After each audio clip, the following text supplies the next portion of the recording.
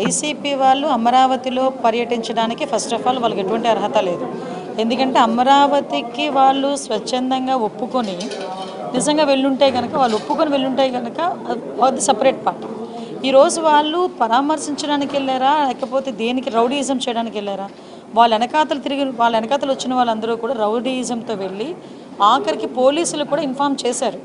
అక్కడ ప్రాబ్లం అవుతుంది, అక్కడ మీరు ఏదైతే పెనుమాక విలేజ్కి వెళ్తున్నారో అక్కడ 90% ఆఫ్ అక్కడ రైతులందరూ కూడా స్వచ్ఛందంగా ముందుకు వచ్చి భూములు ఇచ్చారు. భూములు ఇచ్చిన తర్వాత 1 or 2% ఎవరు అయితే ఉన్నారో వాళ్ళని దగ్గరికి వెళ్ళి మాట్లాడదామని చెప్పేసి వీళ్ళు ప్రయత్నం చేశారు. దానికి గురించి చెప్పేటప్పుడు కూడా అక్కడ అమరావతి రైతులు కొంతమంది ఉన్నారు, ఈ టైంలో మీరు వెళ్ళడం మంచిది కాదు అని కూడా క్లియర్గా చెప్పిన తర్వాత కూడా కావాలని వాళ్ళ మీద రౌడీయిజం చేయడానికి వాళ్ళు రౌడీలను ఎంటబెట్టుకుని వెళ్ళారు. అంటే రౌడీలను ఎంటబెట్టుకుని అమరావతి రైతుల మీద రౌడీయిజం చేయడానికి వెళ్ళారా? ఈరోజు వెళ్ళి తిరిగి వాళ్ళేదో రైతులేదో తప్పు చేశారన్నట్టుగా మాట్లాడడం అనేది మంచి పద్ధతి కాదు.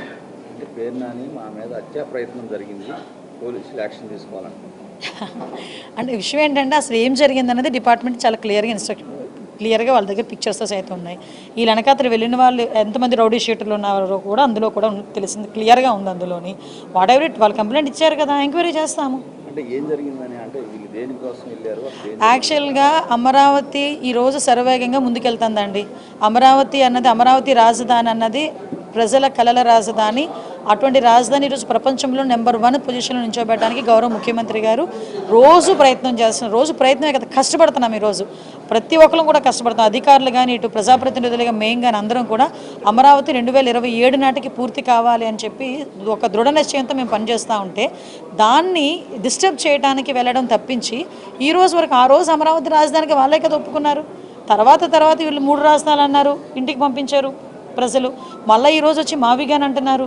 మరి ఏం మొహం పెట్టుకుని ఈరోజు అమరావతి రైతుల దగ్గరికి వెళ్ళి వాళ్ళు ఏదో పరామర్శ చేస్తారు?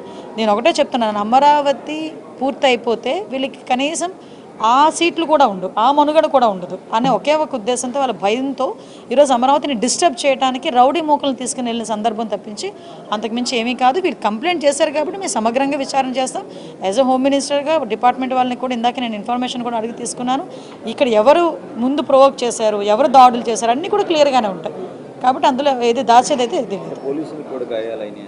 ఒక కానిస్టేబుల్కి కూడా గాయాలని. అంటే వీళ్ళు ఒకరి మీద ఒకరు అంటే వీళ్ళు రెచ్చగొట్టుకునే ధోరణిలో వెళ్ళితే పరిస్థితులు ఇలాగే ఉంటున్నాయి. అక్కడ అమరావతి రైతులు కడుపు మంట అండి. ఈరోజు అదే అమరావతి గడ్డ మీద ఎంతమంది అమరావతి మహిళా రైతులను బూటికాలు తన్నించిన పరిస్థితులు ఉన్నాయి.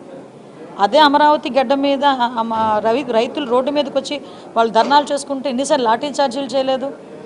ఇదే అప్పుడు అమరావతిని రక్షించుకోవాలి, అమరావతి ఉండాలి అని చెప్పి ఆ రోజు గౌరవ ముఖ్యమంత్రి గారు కూడా బస్సు యాత్ర పెడితే ఆ రోజు ఏ రకంగా భావస్వేచ్ఛా ప్రకటన అని చెప్పి దాడులు చేయలేదు. మేము అటువంటి వాటిని మేము ప్రోత్సహించట్లేదు కదా.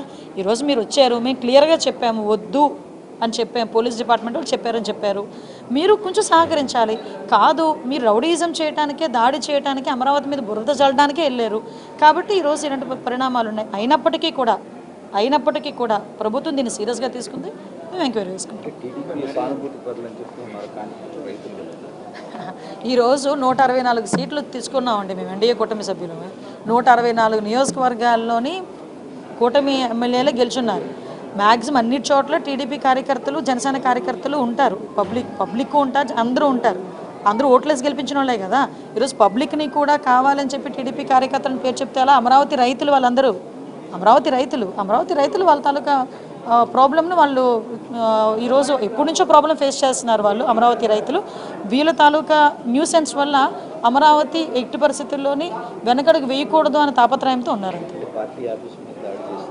మీరు అందులో మీకు ఇంకా అదే చెప్పడం మర్చిపోయాను. పార్టీ ఆఫీస్ మీద దాడి చేసిన వాళ్ళు కూడా అప్పుడు తెలుగుదేశం పార్టీ ఆఫీస్ మీదకి వచ్చి రౌడీ మూకలు ఎవరైతే దాడి చేశారో వాళ్ళందరూ కూడా ఈరోజు నేను దగ్గర వీడియోస్ కూడా ఉన్నాయి నా దగ్గర. వాళ్ళందరూ ఈ కార్ల చుట్టూ ఉన్న వాళ్ళే, వాళ్ళందరూ ఇప్పుడు వెళ్ళిన ఆ బృందంలో ఉన్న వాళ్ళే. మరి అది వైఎస్ఆర్సీపీ బృందమో వైఎస్ఆర్సీపీ రౌడీ బృందమో నాకైతే అర్థం కావట్లేదు.